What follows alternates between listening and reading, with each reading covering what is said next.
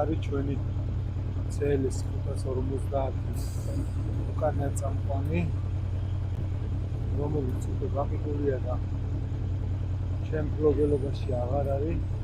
მომავალში აღარ გვექნება ვიდეოს გადაღების საშუალება და არ გვინდოდა ეს მანქანა ისე წასულიყო, რომ ორი სიტყვით არ გვექვა მანქანის შესახებ არაფერი, იმიტომ რომ წელიწადნახევრის შრომა ჩადებული მანქანაში და ამინდი არ გვიწყობს ხელს და იქიდან გამომდინარე ჩავსდებით მანქანაში და ორი სიტყვით ჩავწერთ მანქანის შესახებ.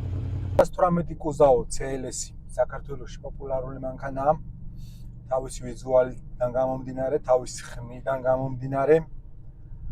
დიდი დაინტერესება არის ამ მანქანებზე და ჩვენი ერთ-ერთი სურვილიც ეგ არის, რომ ბევრი პოტენციური მყიდველი ყავს ამ მანქანას, ბევრს უკვე ყავს და ფიქრობს რაღაცების გაკეთებას, რომ უკეთესად აჩქარდეს, უკეთესი ხმა მიიღოს და ეს ჩვენი ვიდეოც ამ ადამიანებისთვის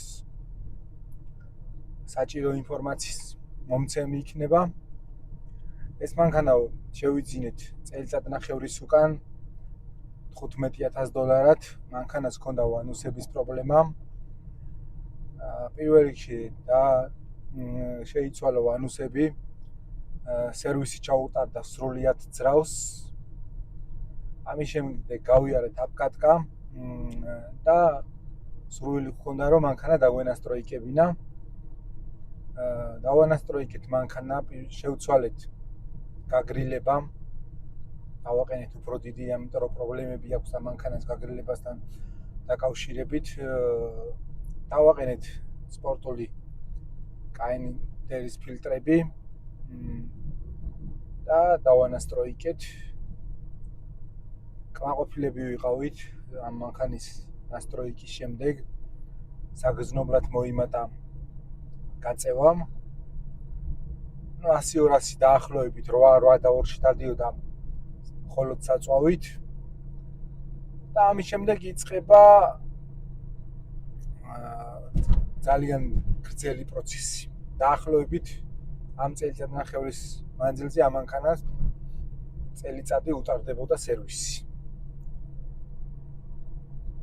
სერვისში გულისხმობ თუ რამე შეიძლებოდა რომ შეცვლილიყო მანქანაზე, ყველაფერი შეიცვალა. ხშირ შემთხვევაში, როცა მანქანის ტუნინგს წყვეტავთ, უმეტეს შემთხვევაში მანქანის მეპატრონეები ვერ მიყვებიან ფინანსურად იმ საჭიროებებს, რა საჭიროებების წინაშეც დგებიან ხელოსნის მიერ. ჩვენ ყველაფერისთვის მზად ვიყავით, ყველანაირი ხარჯი გავიღეთ და კიდე მზად ვიყავით, რომ კიდე მეტი დახარჯულიყო, მაგალითისთვის მანქანაზე არ დაყენებულა მაღალი წნევის ნაცვლები, იმიტომ რომ გითხრეს, რომ საწვავის უკმარისობა მანქანას არ აქვს და ვერანაირ პირობას ვერ გვაძლევდა, რომ რამე სხვაობა ექნებოდა მაღალი წნევის ნაცვლების შემდეგ და აქედან გამომდინარე საკმაოდ ძვირი ღირს და აქედან გამომდინარე ამ მანქანაზე მაღალი წნევის ნაცვლები არ დამდგარა. დანარჩენი მანქანაზე დაყენდა M157 ჰიბრიდ ტურბო, low off-ი, გამშვების სისტემა, downpipe-ი, საწვავის ნასუსი შეიცვალა 63-ის დადგა.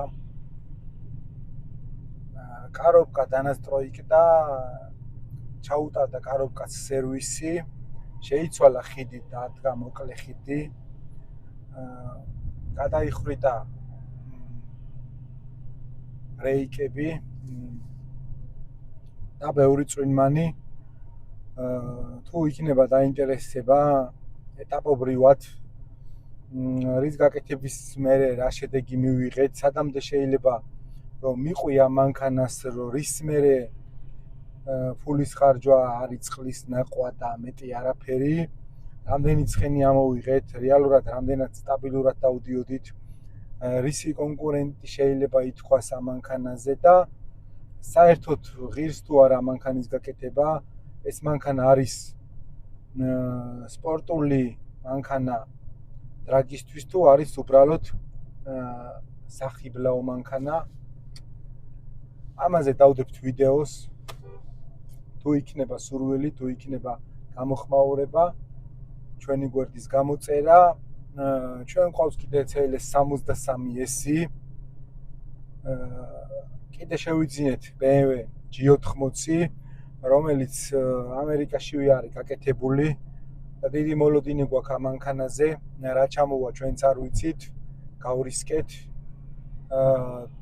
ეგმები გვაქვს, არ ვჩერდებით.